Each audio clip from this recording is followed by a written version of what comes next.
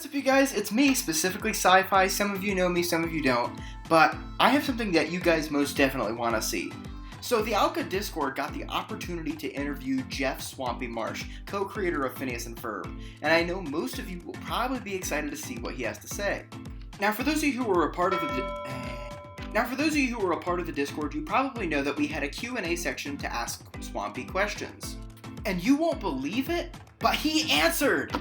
We recorded this very special interview with Swampy Marsh asking him your questions. Now, unfortunately, the video file itself got corrupted, which really frickin' sucks because it was a pretty good video, but I think we have a solution to fix it. The video itself was corrupted, but not the audio. So, you know what we're gonna do? We're gonna make it in podcast form. So without further ado, sit back, relax, play some video games, do some digital art, or do whatever you'd like to do, because this is the O.W.C.A Discord interview of Jeff Swampy Marsh. Hope you all enjoy.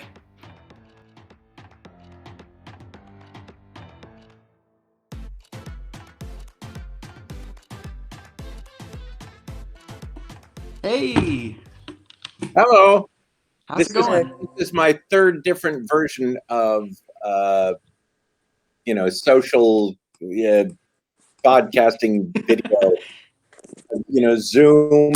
What was the other one? Steam something and Google Meet.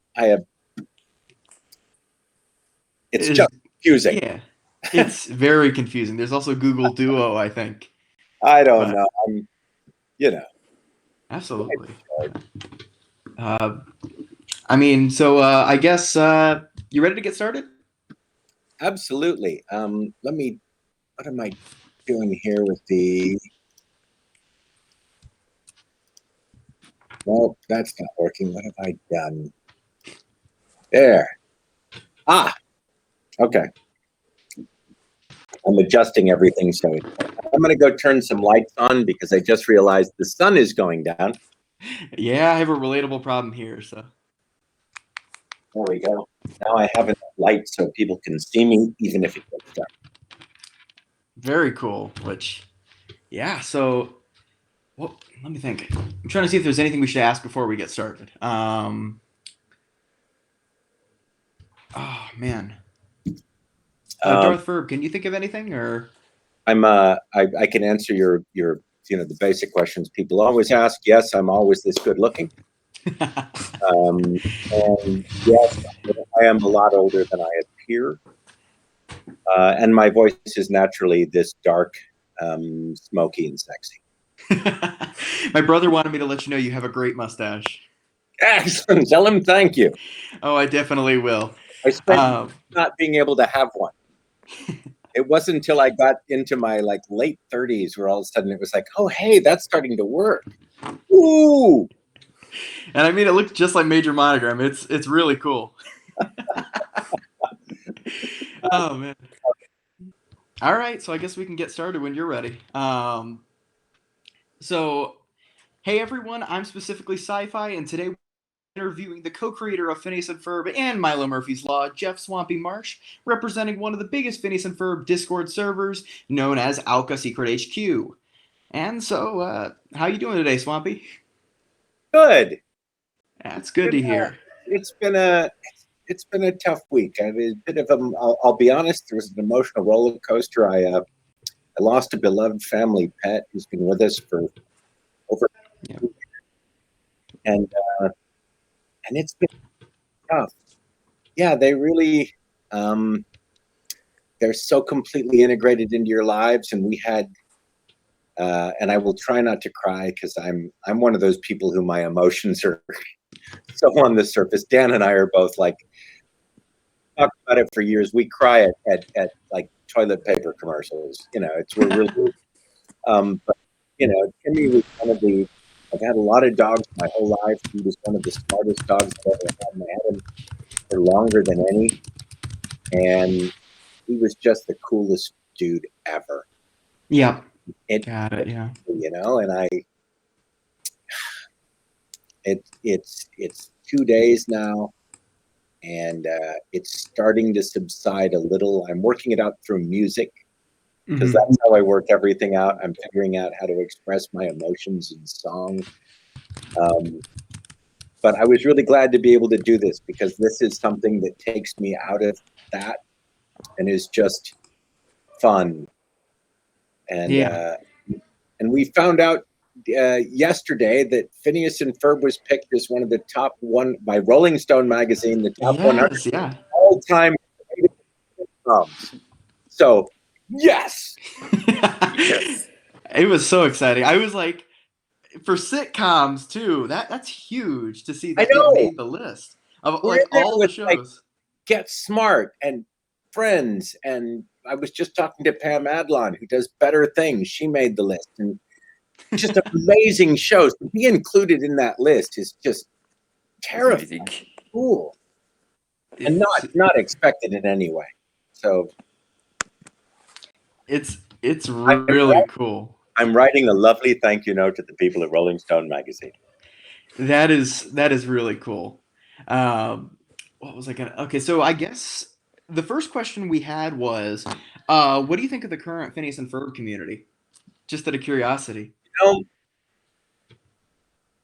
I am constantly humbled in a very genuine way by the love from the fans for this show. And it's not that I don't think it deserves it, because I'm a pretty egotistical guy, and we worked really hard for a long, long time to get it on the air. We fought really hard to make it the show we wanted. So part of me really thinks we deserve it, but everybody feels that way, and you don't always get it. Yeah. And I went to get my vaccination, and there was an entire group of nursing students and medical aides who were all there, who I found out were fans of the show and treated me like a rock star. And I thought, hey, what are these old? Oh yeah, that's right. These people were young when this show went on. Yeah. And the way this has been integrated into people's lives, and especially their families,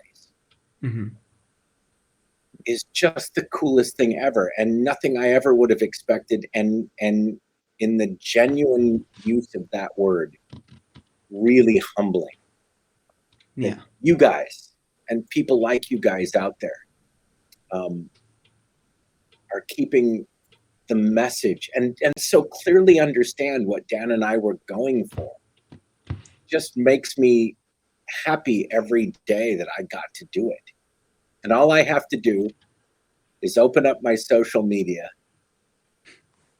and look at the response that our work has gotten, and I feel better. So, yeah, I'm good. It's really cool. And what I really like is that people are able to take these characters and our shows and kind of make them their own and do, fan stories about them. I find all of it incredible. People are redoing versions of our show. There's people doing a live musical. Yeah, the O.W.C.A. the IMCA. Yeah. How incredibly flattering. It's awesome. exceptional. I could imagine that's just like, I can't imagine how crazy that must be to have something like that happen, like, I don't know, that's massive.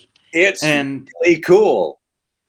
I mean, another question that somebody asked, I guess I could just tie into this one, was what do you think of the people who have been taking Phineas and Ferb to heart and doing things like building a roller coaster in their backyard?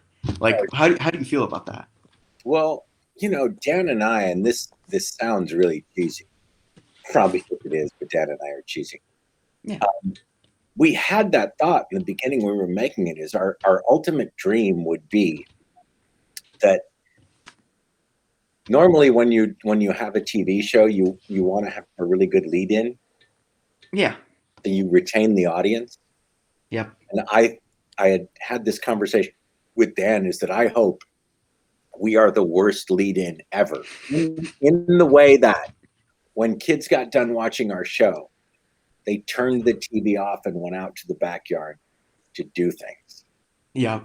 And we have stacks of letters from people that would blow your mind about how they've talked about their kids being transformed from, couch potatoes, or the one that I love is that not really having any interest an art. And then after watching the show, all of a sudden they were creating these incredible pieces of art with these I remember this lady who's a friend of my wife said, when I asked him what it was, because his art transformed. And he said, it's out in the backyard, and this is, the stairway to nowhere. And all of a sudden his imagination was on fire. Yeah. If that happens once, you've done a good job in your life. The fact that we have stacks of letters from people, you really do border on the edge of, I don't think I feel like I deserve. Yeah. But yay. I'm just glad it happens. And that's the result, is that kids are inspired to do anything from a podcast to a musical to God knows what. I definitely can imagine that is crazy. I'm gonna see if I'm trying to find a question that relates to this, kind of just to continue on this theme. Here's an interesting one. If you could change anything about Phineas and Ferb, what would you change? No, I can't think about it. No. The funny thing is, we've had some serious discussion, and we introduced the character of Baljeet. Yep. Because we really wanted to have a community that was underrepresented. Mm-hmm. And it started from a discussion with Disney about, what about all the kids around the world that don't have summer vacation? And I had a friend of mine named Baljeet in England, where I was living when we sold the show. Yeah. Who I thought of him, and he's just one of the coolest guys I know, and which is, Baljeet was named as an homage to him. Yep. And I wanted somebody to represent that community in a positive way. Yeah. And it was a constant evolution to try to maintain what we thought was good. And it was hard because, writers write what's easy. Yeah. And you try to do your best. And I know we weren't perfect with it all the time, but we kept trying to learn every time we stumbled and do better. Yeah. And by the end of it, what I was really proud of was that even working with the voice actor, Malik Bencholi, his voice, we created a character who was fully dimensional. Yeah. Empowered in his own way. Yeah. But if I could go back and wave a magic wand, I would have all the knowledge that we had at the end. Yeah. At the beginning. Yeah. That would have been great. Yeah, for sure. It doesn't mean I'm not proud of the character, because I am, but most people don't get to see the journey we took to get there. Absolutely. And I think, honestly, that's the type of thing that belongs in like documentaries, just to explain that idea. You know what I mean? Like, I think it's a really interesting, I guess, it's a long process, I can imagine, to write a character like Baljeet to get it right. You know what I mean? Well, the amount of scrutiny that you get when you do that is immense. So everybody weighs in. And what they end up doing quite often in a well-meaning attempt not to offend is they tend to make very bland characters. Yeah. Because they knock all the edges off of them. And we didn't want that. Got it. So, it's a learning experience. And I'm really glad I went through it. It definitely changes the way I approach characters now. For sure. But you had to make the decision to do it. And everybody was afraid of it. With good reason. Because if you get it wrong, you're going to get just blasted. But I had said at the time, it's better to take the risk and do it and learn than to not do it. Yeah. It's the same thing I had about divorce when they said we couldn't say the word divorce. And I'm like, you mean you're saying that half of your audience is living in a situation that's so bad you can't speak the word? Yeah. That's wrong. Yeah. And it's the same. It's like, we might not get it right all the time, but we're going to try. And I'd rather, go through the learning curve than not do it. And not is just a coward's way out. Got it. Yeah. And I guess on the topic of characters, which Phineas and Ferb character did you enjoy the most? Like just kind of the full aesthetic. Like if you were to say, from an audience perspective as you, who would you say, yeah, that's my favorite? Well, I don't think anybody really embraced Major Monogram to the extent they should have, because it was really his show, the whole show, Yeah. right? It is But his whole show. Major He's the one who sets up the Monogram. missions. no, you know what? The truth is, Doofenshmirtz, to me, is one of the most interesting characters ever. He's our villain, but he is really just a misunderstood guy who wants to be liked, wants to be respected, and doesn't know how to go about it. And yet, he would give up all of it at the drop of a hat for his daughter.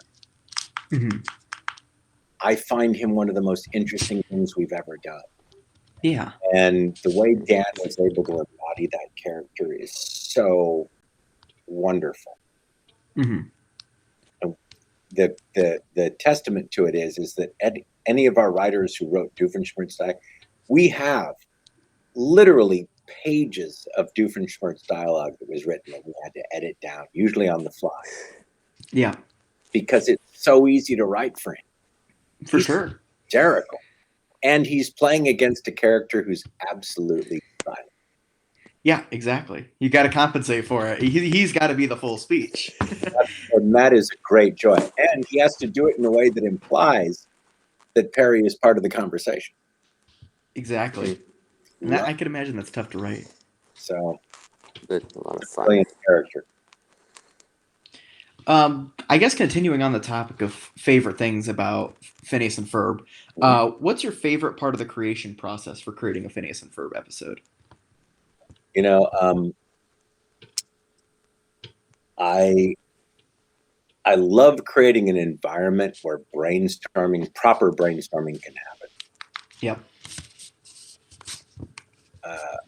One of the things I think I'm most proud of that Dan and I were able to achieve is that almost all of the stuff that we hear from people that stuck out for them with Phineas and Ferb, or was their favorite part, or the thing that their family always enjoyed, or the thing that they found the most amusing, the vast majority of the time, it is not something that Dan and I created. Yeah. It was something that one of our writers or our storyboard artists, or hell, one of our production people did. Because we wanted to create an environment where everybody felt like it was safe to contribute. It sounded like the stupidest idea in the world. For instance, Klimpeldoon, the magical old-timey babe in the street who lives in a land. Somebody had to say that out loud in a meeting. And I wanted everybody to feel like their ideas and their contributions were valid. Yeah. So to me, that was the best, was to be able to get in a room and just go, what batshit crazy stuff do we want to do? And all we had to do, Dan and I, as the creator, the showrunners on that, is make sure that none of these ideas violated the core of our characters or the soul of the show. Yeah, for sure. And that was just great. Dan said it one day when he was sitting and editing and realized, I don't have to come up with all the ideas. I've got a room full of really talented people right down the hall. I can call them and they'll wander down the hall, and within 3 minutes, I'll have 15 great ideas. Yeah. That was phenomenal. Let me see. Incredible. Here's a question that I think that you guys have tried to answer a lot of times, and sometimes it gets a different answer. But how old are Phineas and Ferb in the first season? I don't know. How old do you think they are? I like to believe they're 10. Because that's somewhere between 8 and 12, somewhere kind of in that middle ground of slowly growing up, but not to the point in which you're grown up. You know what I mean? Yep. So, okay, that works. Yeah. my philosophy, and I do that the same with kind of all of my characters. Yeah. If I don't need to define their age, I would prefer to do that, because I want the characters to be as old as you need them to be. Yeah. And I hate that rigid definition of Well, let's tell 11-year-old stories or 13-year-old stories because they're very different. Yeah, they are. But I want the 15-year-old and the 6-year-old to be able to feel like that's them, and not that's in a great philosophy. way. I don't get to define that for you because age is a number, and I know that sounds cliche, but it really is. Yeah, there are some 13-year-olds that are very different, than other 13-year-olds, and are much more similar to 10-year-olds. There are some 10-year-olds that I've met a lot of 10-year-olds who are a lot more together than 15-year-olds I know.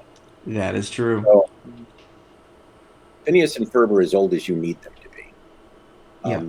Not as a cop-out, but because I don't want, and I especially didn't want the networks to put their judgment about what a 12-year-old or a 10-year-old or a 13-year-old is. I don't want to get in that discussion with you.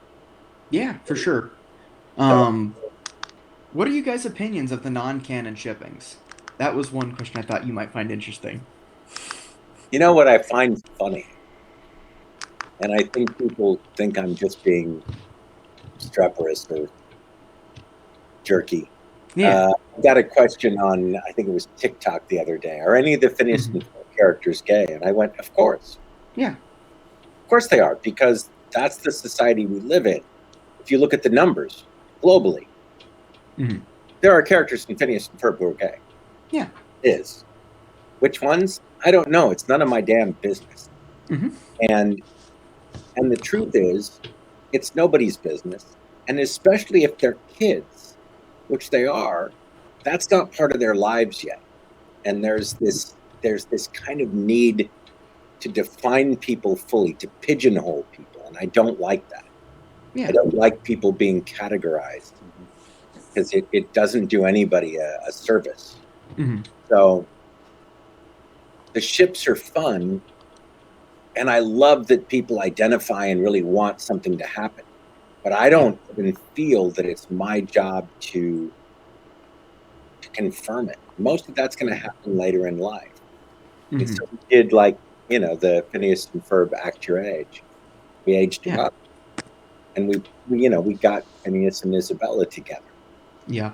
And I thought that was really great. Yeah. But at that point, it was age appropriate.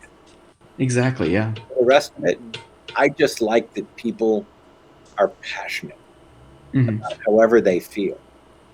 We did Milo Murphy's Law, and there's people who are, Milo Lissa shippers, and there's, and it's like, great. Yeah. Cool, but you don't need me to validate that. Yeah.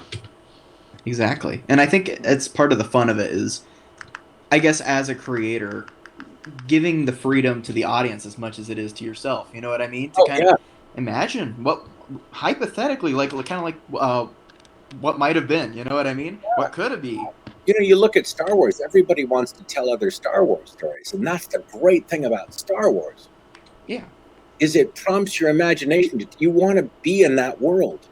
Yeah. So when people want to tell stories about the Phineas and Ferb characters in that world, I'm like, yes, that's great.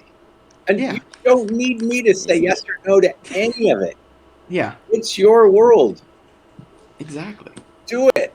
Embrace it. Yeah, it's cool. And I love it. Let me see. I'm trying to find any more. I've ever said no to all those weird, creepy pasta things. And I'm like, yeah.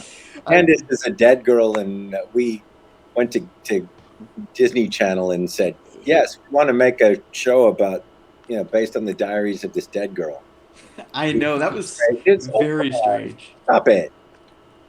But kind of what you were saying earlier about Phineas and Isabella, what was your favorite Finnabella moment that you just can clearly remember, like, yeah, like... You know what I liked that we really worked for, and it was hard. It was so much harder than anybody can imagine to get it right. It was when they were doing the longest day of summer around the world. Yeah. And we got Phineas to the point where he gave up. Yeah. And then we had Isabella, who in that moment could have achieved everything she wanted with Phineas. He just wanted to sit there and watch the sunset with her. Mhm. And she was the one who sacrificed that. She went, no, that's not the Phineas that I love. Yeah. And she didn't say love. Oh yeah, Mhm. But yeah. I kind of remember that. I kind of remember that in the episode of Summer Belongs That to I You. fell into that this was that wonderful the moment truth. where She didn't want to say love. we really had to justify Phineas getting so low that he was willing to go, I've lost. I Mhm. can't do it. Yep. Isabella had to give up what she'd always wanted to be able to say, no, you don't get to give up. Yeah. If I'm going to preserve everything I admire about you and everything that means something about you, then Mhm. I don't get to let you give up. I need to be your inspiration. You will get out there. You will get it done. To me, that's the best moment. And we worked hard to get it right. So Violet characters. And I will always be very, very proud of that. Yeah. And But the second would be the very end where we finally got them together. yeah, that Yes. honestly is very. I thought it was cool. I really enjoyed it. That's what the people wanted. Yeah. Now, They wanted kind of on Phineas the and Isabella topic. together. Oh, sorry to interrupt, but I was gonna say, here's an interesting kind of funny question on that topic. Do you think Phineas built robot children for him and Isabella? Maybe. Maybe. Okay. Let me see. Oh, so kind of on the topic, or not really on the topic, kind of off topic, but continuing on the idea of Phineas and Ferb and Milo Murphy's Law. How does it make you feel that like famous YouTubers and celebrities like Lil Nas X and PewDiePie are watching your shows and reacting to them? It's bonkers weird. It is. I Right. can imagine. It's great. I mean, I've since talked to Little Nas X's agent Yeah. on another show. Mm-hmm. Like, dude, he loves your stuff. I just think that's phenomenal, and especially when it's artists that you admire. Yeah, for sure.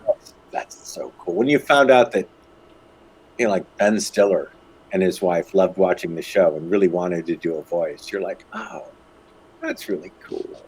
Yeah. And then people would send us these things saying, PewDiePie is apparently, it's like, really? Okay. Great. And part of me does get it because we worked really hard to make sure that the show appealed to everybody. Yeah. We very much took very seriously the ethos of the Pixar people is that we don't make shows for kids. Yeah. But we For don't exclude them. But For we're sure. making a good show. And I think, funny enough, that whole thing about the Rolling Stone 100 Greatest Sitcoms kind of proves that out. If you make shows where your target audience is just humans, humans who want good entertainment, then it shouldn't surprise you that people across the board are watching this. Mhm. But it is when people, it's like, really? I got a call the other day from a guy on a different project who said, I just got a call from Lyle Lovett, who is a musician who I love, who wanted me to talk in the voice I do on your show. I beat the cat. And Don Was, who's one of the greatest music producers in the business today. He's the producer for like the Rolling Stones and Bob Dylan. And really, I mean, go look Don Was up. He's produced everybody who's cool. It's amazing. But Lyle Lovett calls him and said, would you talk like your character on Pete the Cat to my kid? So Lyle Lovett is sitting there listening to my show. Well, that's weird, man. That is very weird. And it makes they're just people. They consume shows. They have kids, but it's like, oh wow, they're listening to my work. Oh man, I can imagine that's freaked out by that. That could be very interesting. I couldn't imagine being in your position, being like, I know that guy, and they're like, but we know you. Talking about it earlier, I have people's numbers now in my address book in my phone. Yeah, that freak me out. I think there's moments where you go, look at, I've got, oh my god, got so and so's number. This is their cell phone number. Because Yeah, and man, I couldn't imagine how cool that would be. But oh man, so besides doing like making voice acting, making shows, things like that, what do you do for entertainment? Like what do you do just to have fun? Oh man. Well, for one, I have way too many guitars. Like way too many. Like I was Oh, counting earlier. I think I have 1, 2, 3, 4, 5, 6, 7, 8, 9, 11, 12, maybe 14 or 15 holy bejesus, that's a lot guitars. of guitars. It's a lot of guitars. It's too many guitars, and I fully admit that, and that's the truth. But like when especially now, I've been sitting here at the desk doing Zoom meetings all day for months, and Yep. in between just being able to.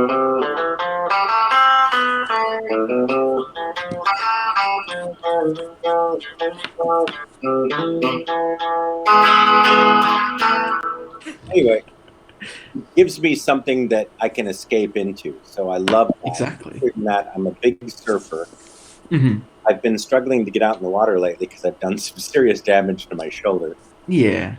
from years of motorcycle riding. It's my own fault. I have nobody to blame but myself. Yep. But surfing is a great release. It gets you away, and also it's a great quiet place to let your brain be creative. Yeah. And also, I've been lucky enough to have been given the opportunity to race cars, and Yeah.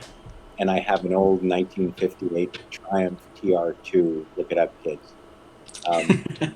But my wife and I go do drives and rallies and road rallies and stuff, and just being able to escape onto the road. I was a kid who grew up with vehicles my whole Yeah. life, so I love that stuff.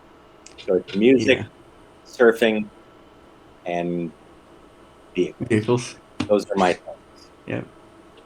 That's very cool. I mean, it seems like a very adventurous lifestyle. You know what I mean? Yeah, I've always really valued doing things. Yeah. Um, I've loved watching stuff, but it all motivates me to, I want to do that. Whether I'm good, bad, or indifferent on it, Yeah. I like the experience. Yeah. We were in Iceland not long ago, Mm-hmm. and there was a chance to go snorkel through the crack between the plates. I In think I saw something about that on TikTok or Twitter. freezing cold water. Come on, it's Iceland, for God's sake. But it's the one thing I looked at and go, oh yeah, I have to do that. Like, why? It's like, because you need to do this stuff. A buddy of mine years ago in England said, do you want to learn how to eat fire? I'm like, yes. I didn't think about it for a minute, because if somebody says, would you like to learn how to eat fire? You say yes. Because It's true. how cool is that to be able to do it? And nobody ever gets to the end of their life and says, I wish I hadn't tried as much new stuff. Yeah. So give me the opportunity to do new stuff. Yeah, I'm in. Oh man, I feel that. I wish I could do more like that, but I just gotta take my time. But here's another interesting question that I think you might have an answer to. Why did Monty and Vanessa break up? Well, Monty was pretty career oriented, and let's be honest, in the world of international espionage takes a lot of your time. Yeah. And and I think Vanessa, especially after the experience with her dad and all, really wanted somebody who was there. Yeah. I mean, Doofenshmirtz, for all his wackiness, was a pretty good dad, Yeah. Yeah. and it made sense. Mm-hmm. Everybody has those first relationships that seem really cool.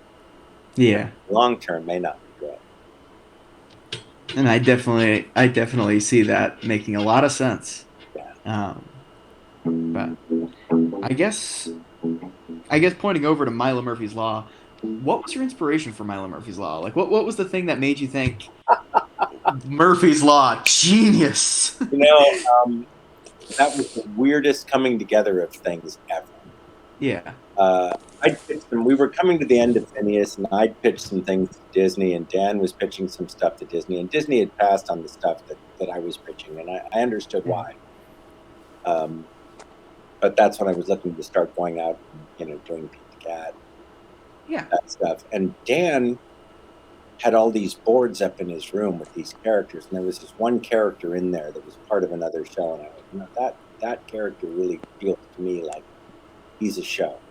Yeah. And Dan came into my office one day holding that drawing, and he said, "Remember when you said, this character should be his own show?" And I went, "Yeah," because I think you're right. What show should it be? And we sat in my office, and within 2 hours, we had Milo Murders. That's so cool. What he basically was, we had done a character who was this completely positive character Mm-hmm. and he's somebody for whom everything goes right. Yep. What if you had a character that was completely positive, even though everything went wrong? Because I've often believed, my big philosophy, if you look at my life intellectually, it's a mess. There's no reason that I should be functional. Yeah.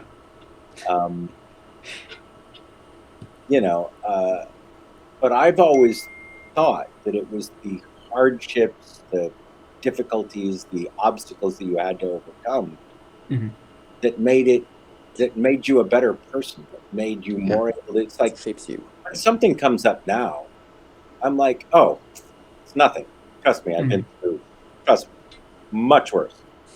Yeah. This shouldn't be the reason that you stop or that you're defeated. This should be the reason you're better prepared to succeed in the future. And that's what we wanted. That was the philosophy we wanted for Milo. It's like, to boil it down to its essence, that which does not kill us makes us stronger. Yeah. And that's his philosophy. It's like, dude, life's going to throw stuff at you. Sure, it throws a lot more at me, but I still have the same decisions to make about how I let that affect me. Yeah. And that was Milo. And we literally had that whole first episode within 2 hours. Yeah. And that, honestly, that must be the most interesting process to come up with a show. Just sitting there, hanging out with a friend, just bam, there you go. Something that crazy. I mean, Milo Murphy's Law, in my opinion, was exceptional. The fact that they haven't done a season 3 yet is bonkers to me, or at least. Well, it got caught in a weird place. Yep. Disney was trying to figure out their strategy. Yeah. And there was a gray area where things weren't falling into place, and they were trying to work out Disney XD, and this all happened at the same time the streaming services were on the rise. Yeah. And they came out and said, we didn't get that one right, which is a shame. Yeah. I'm absolutely one of those optimists that someday somebody's going to look at that if we get enough viewers and go, you know what, let's take another shot at that, because it's all mapped out. We know where we're going. Yeah. And it just needs to find the right audience. And right now there's still a balance between Disney Plus and the channel. Yeah, for sure. How it shakes out, because boy, that's definitely a season that deserves to happen. Yeah, and do you think the hashtag Renew Milo Murphy's Law season 3 has been kind of helping grow the Milo Murphy's love? Yeah, I mean, all of that stuff helps. And if anybody out there doesn't think that Disney monitors social media heavily, they're mistaken. We used to tweet stuff in the early days of tweeting, Dan and I, that we didn't realize we weren't supposed to tweet. Anything from, a guest star that was supposed to be a surprise that they were doing publicity on, but we just hey, look, it's a picture of us. And within 5 or 10 minutes, we would get a text saying, take that down. Oh, man. 5 minutes. What? It's So they are monitoring everything that goes out there. Yeah. So they watch this stuff. Don't think they know. Yeah. I mean, I heard about that Disney has an investigation service, which is very interesting. They have have that, but they certainly are sitting there. They have a team of people watching everything that anybody connected with Disney. They're monitoring how it works. Yeah. Which really cool. I mean, Disney's a very interesting company with a lot of inner workings. But let me see. I'm trying to find it. The next great question to ask. Do you think we'll see any Milo Murphy's games or books anytime soon? Not anytime soon. Okay. They didn't embrace it as a franchise, so they're really not planning on doing a range of stuff. Because in order for a manufacturer, I'm getting into deep business stuff now. That's Yeah. really exciting for people. You see the price structure for, but the truth is, in order to make it, Disney charges a lot of money to get Yeah. a license to make stuff. Mhm. So they really have to be able to project out and make sure it's going to be worth their while. For sure. And it's hard since there isn't support for more Milo Murphy. Yeah. So your best bet is to go to Etsy or some of these places and get stuff where people are doing their own thing, which I don't know if I should say that. I mean, A career out of saying stuff I'm not supposed to. it happens. I mean, what can you do? I'm here with my Ducky Momo plate and my crocheted Ducky Momo. Completely Disney approved. How to put surfboards, so I made them. Yeah. And I think fan creations is a big part of just any franchise like Milo Murphy's Law or Phineas and Ferb. Have you ever heard of the artist online, Flair Gex or Flair G, who makes Phineas and Ferb and Milo Murphy's art? Have you heard of them? No, and I may have seen his stuff, but I may not know the name. Got it. Okay, that was just one of the questions I had here, and I thought it'd be an interesting segue. But I'd be willing to bet, because people send me everything, I'd be willing to bet I've seen the art. Yeah, for sure. And I think, I You're seeing it mean, right now. yeah, Darth Ferb Making has some of sure Flair Gex work it's- right there. So Oh, yeah, there you go. let me see. Trying to see what's another great question for you. Oh, here's one for Major Monogram. Is Perry the Platypus teal or turquoise? Well, science has only recently discovered that under fluorescent light, the average platypus really does glow teal. But we've known all along, and the official color is teal. I salute Alka. This is great. We kind of figured Great that out stuff. already. Let's see. Oh, here's one I think you might find interesting. If Phineas and Ferb were to get a season 3, do you think it we'd what? ever see a collab with something like Gravity Falls or The Owl House or something like that? You know, we love doing the crossover stuff. The harder part is literally getting the resources to do it and to do it right. For sure. Finding two shows that are on the same trajectory is hard. Yeah. But, you know, Dan and I are absolutely open to it. We've loved so many of the shows that have come out of there. Gravity Falls, The Big City Greens, Owl House. There's been some great stuff coming out of there. So, given the longevity of the shows, to invest in doing that, it would be fun to do. I'd love to. Love to have those people living aboard. It's just hard. For sure. And I could imagine with so many different shows, but very different approaches, it could be very hard, especially to make them cross over in a way that feels natural. Yeah. And that's the thing, is that you don't want it to feel tacky and forced and cheesy.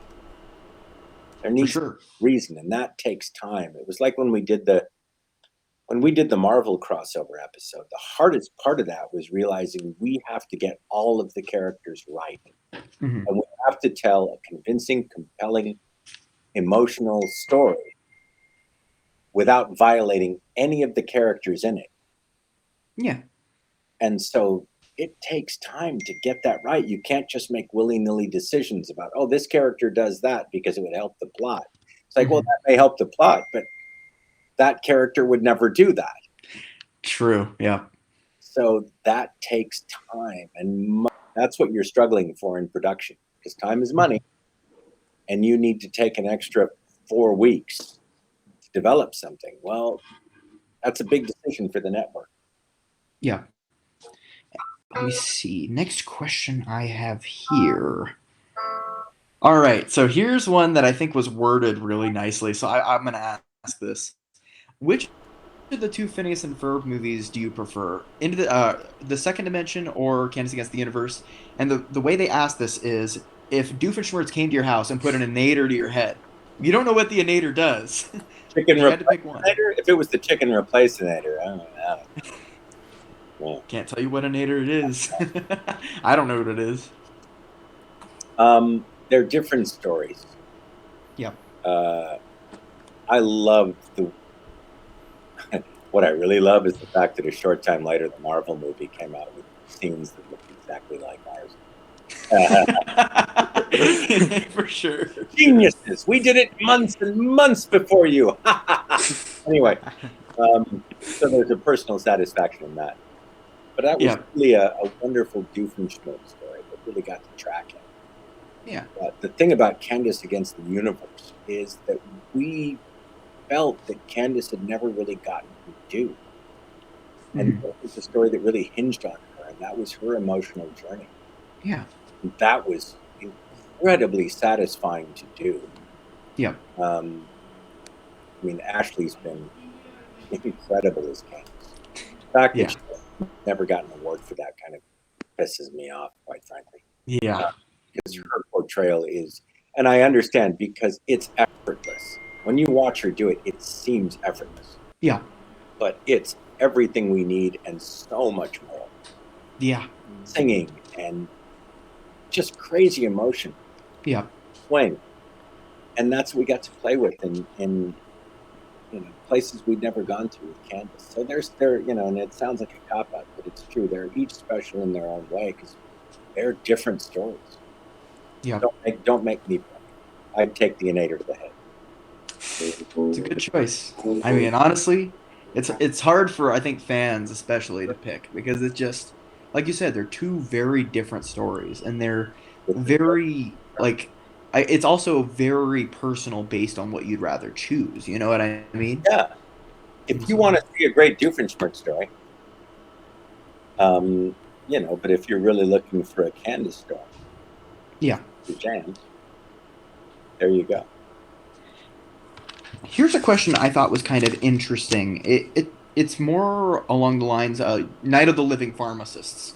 They said, why did you end up cutting the alternate ending to Night of the Living Pharmacists? And were there any considerations to have Phineas and Isabella get together in the main show? I don't even remember the alternate ending. Yeah. By the time we get done with it, we're kind of there's been what you guys don't realize is behind the scenes. There's been 40 million ideas. Yeah. The brainstorming sequence, part of that whole session is massive. Yeah. And you end up getting to the one you've decided on. You don't remember what all the other ones might have been. Dan is more in the editing room. Yeah. So there's that. What was the second part of that about them getting together? Yeah. Was there any considerations at any point where you guys were like, maybe they can get together after this episode, or was that not even a question? No, and because we don't want to change the dynamics of the characters too radically, we didn't want to create an arc. One of the things we were doing with Phineas and Ferb is that it was a storyboard-driven show. Because we reset at the end of every day. Yeah. It was really easy to let artists go and do whatever they wanted. Yeah. And just rein it in, again, to make sure they didn't violate the character or the world. Yeah. But that kind of relied on everybody's relationships maintaining some sameness. Yeah. It made sense, because at that age, there isn't a lot of progression. We were dealing with one summer. We took some liberties with Candace and Jeremy. Yeah. Slowly progressing their relationship through, but it was very slow. For sure.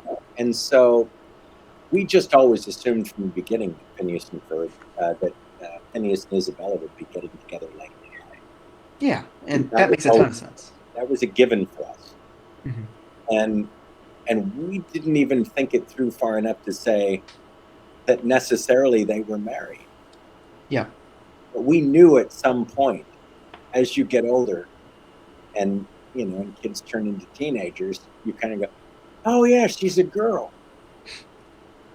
I mean, we all have that. There was somebody you grew up with down the street or in your class or something like that. You never thought of anything until all of a sudden you hit teenage years and go, oh yeah, she's cool. In a different way. For sure. Let me see. I wonder if there's any more questions related to that topic. Doesn't seem to be, but here's another question on the topic towards the end of Phineas and Ferb. So, in the final episode of Phineas and Ferb, apparently you and Dan aren't credited as writers, storyboard artists, or even directors. And even though everyone else on the writing staff is mentioned, is there a reason why you guys weren't mentioned, or? No, mostly just because we didn't do that physical work. Got it. Makes a lot of sense. When you're getting the credit as the executive producer, yeah, and you're taking that responsibility of overseeing all of it, yeah, you should, I believe, philosophically, not worry about getting credit as an editor or a storyboard or whatever it is. You have people that are helping you do that. Without that incredible team of people, you can never have that. So, for me, it was always my credit was the easiest to cut. I'm getting the executive producer credit. For sure. But you storyboarded, and yet still, I don't need that credit because I'm sure there were other people who storyboarded more. And the only reason I was storyboarding is because I was the executive producer and wanted to make changes. Yeah, and that makes a lot of sense. Do that, I had a lot of input on design, but I would never take design credit. We had a team of guys that were doing that, and all I was doing was, modifying or riffing on what they were doing. Yeah, and that makes a lot of sense. I feel like. Here's an interesting question. How did you guys end up coming up with the giant floating baby head? We didn't. That was Mike Diedrich. Ah, got it. Mike Diedrich. This came about because Mike Diedrich was given a hallway gag. That's what we used to call them, those old classic cartoons. There's a hallway and things running down. Yeah. And we just had this little moment to fill, and we just wanted to do a classic hallway gag for fun because we could. Yeah, for sure. So we gave it to Mike, and Mike's is kind of crazy, amazing board artist who's he's really steeped in these classic cartoons. So we thought perfect for him. We said, do stuff that, you think is scary. Yeah. And we watched it back at a certain point. It's like, in the middle of it is this giant floating baby. He's like, hey, Mike, what's with the giant floating baby? Literally, is that what scares you? Oh, man. Oh, what is wrong with you? And then we just started joking about it. So we did the callback to it at the end. Yeah. And then from that, other storyboard artists started putting the giant floating baby head in different random places. It was another one of those things. All we had to do was say yes. Yeah. As long as it didn't violate the rules of our world. Yeah. I just loved it because it made no sense at all. And I think those often can be some of the best ideas, like Clint Balloon, like you were mentioning earlier, and such like that. But the character Meep, I thought was great. Meep was interesting. I always wonder how you guys came up with some of those alien designs, because they were very interesting, very different. You know what I mean? Like very rarely you went with the Gray's design, the very traditional alien. Which, like I said, we had a bunch of really creative people who bring us ideas. Yeah. And you just had to go, okay, that's great. No idea why, but it's fun. Yeah.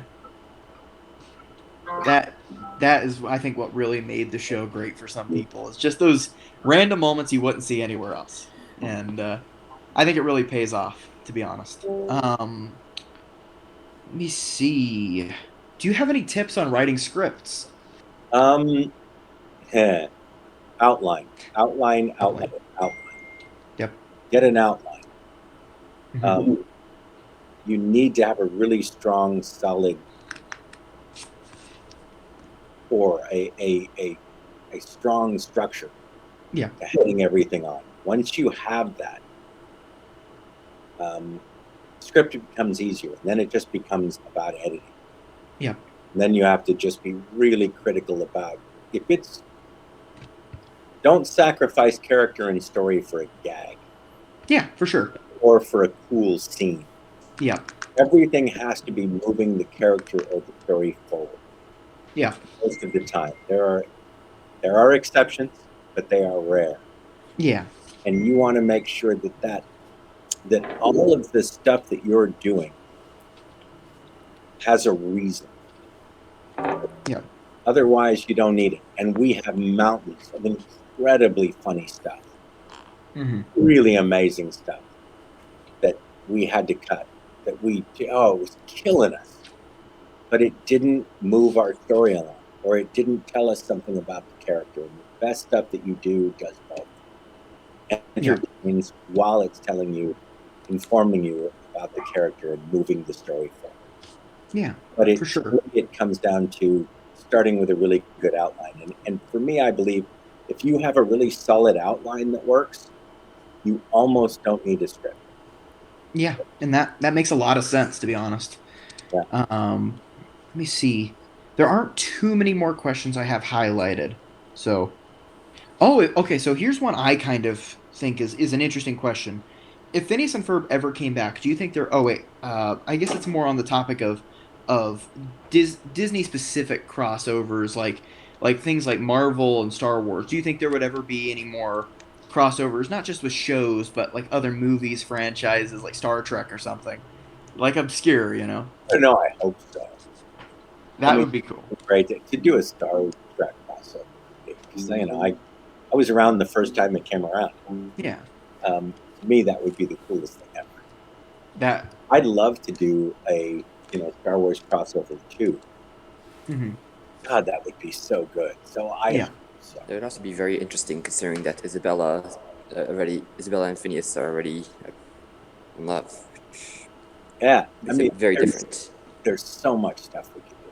Yeah. So Disney, call us. Let us do it. Let us do it. We're there. We're so there for you. I mean, this is a little off topic. The same idea. Years ago, I had been writing a concept for a crossover between Phineas and Ferb and Broadway that mainly focused on the Phantom of the Opera, but incorporated Hamilton, Cats, a lot of things, very interesting musicals that just incorporated in a weird way. And I could see why something like that would be hard to do, especially considering, sadly, so much of it just starts with let's get over the legal hurdle first. Yeah. Rights, and sadly that kills most projects. Yeah. But once you can get beyond that, and you really need the time it takes to get both of them right. Yeah. People don't. I mean, that's why we resisted just telling a Star Wars story. Yeah. With swapping our characters for the roles. Yeah. That's not interesting. For sure. And we didn't want to do that. We really wanted to make sure that what we did, was our characters. Yeah. Exactly. And that's why it was much more fun to tell something that went on in the spaces left blank by the other movies. But that takes time. You really have to work it out, and you have to have a network that's willing to, has the patience and the money to let you play around that long. Yeah, for sure. Let me see. I think I have. Oh, do you have anything to say, Darth Ferb? Or? Yeah. All right. I just wanted to check. I guess we only have one more major question that I feel like we don't really, or hasn't really been answered. Do you have any feedback for people trying to get into animation in any form? Writers, artists, things like that. The biggest thing for me is to tell people, Scout you work, out of here. take your, I came out of the computer industry. I never went to school for it. Yeah. But for me, the trick was find your way in. If you want to be a writer, you may not be able to hold out for a writer's job. Yeah. Get a job making coffee. Do anything you can. Because the truth is, if you're really good and capable and valuable and people like you and want to work with you, I mean, we've hired so many people from internal. that had nothing to do with the job we ended up hiring them for, because we look and go, oh, that person, I want to work with them. I want them around. I want their spirit on my production. Yeah. Because they bring a can-do attitude. They're willing to try stuff. They're willing to take risks. They will, do anything. Not to the extent of that they're willing to be taken advantage of. They're like, what do you need me to do? I'll do my best. Yeah. And those are the people I go, let's give them a shot. Mm-hmm. And even if they don't work out at that, I know they're so valuable that it's like, we'll keep working until we find a place for them. We want those kind of people. I've got a person now who I'm going to be bringing on next year on my personal production company. It was somebody who just came in as an intern. But literally everything we asked them to do, they overperformed on. Yeah. And to the point where we'd start calling them and say, by the way, do you do this? And I'd go, well, yeah, I took classes in that. It's like, okay, you do it, because I have the confidence knowing that you are going to put your all into this. Yeah. And it's probably going to be at least passable. And that's a valuable person. So take whatever gig you can get and then work toward what you want. And those people that are making the hiring decisions for those positions are going to hire the people they know, the people they like, and the people they want around.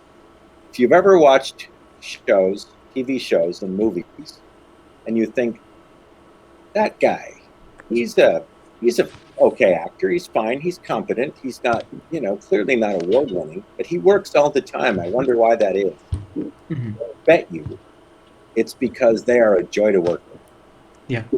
They make everybody good. They always do a competent job. It's not like they're, bad.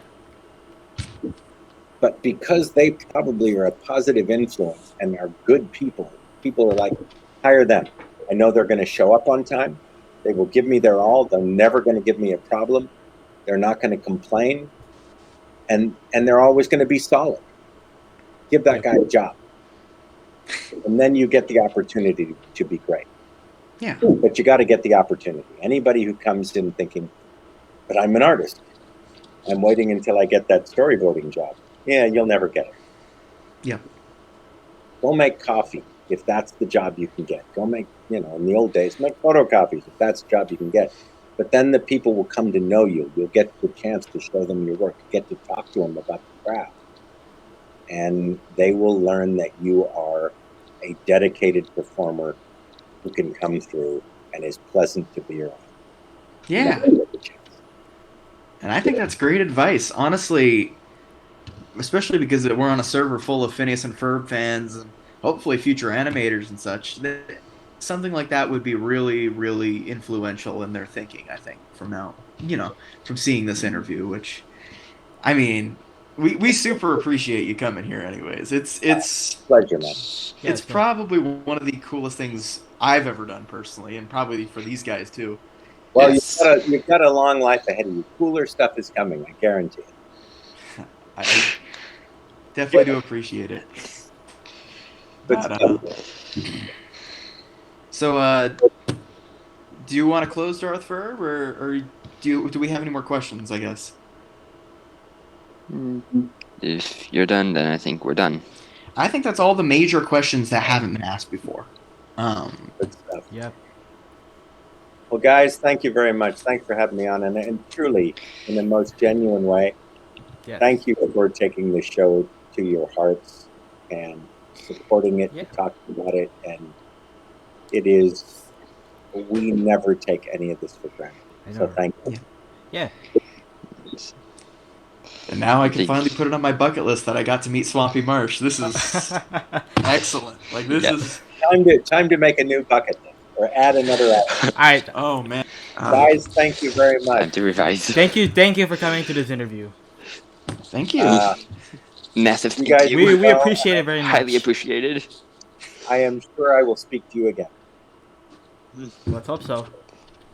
Glad to see you. Future will tell. Goodbye from Alka. Bye. Bye. Okay. Thank you. Signing off.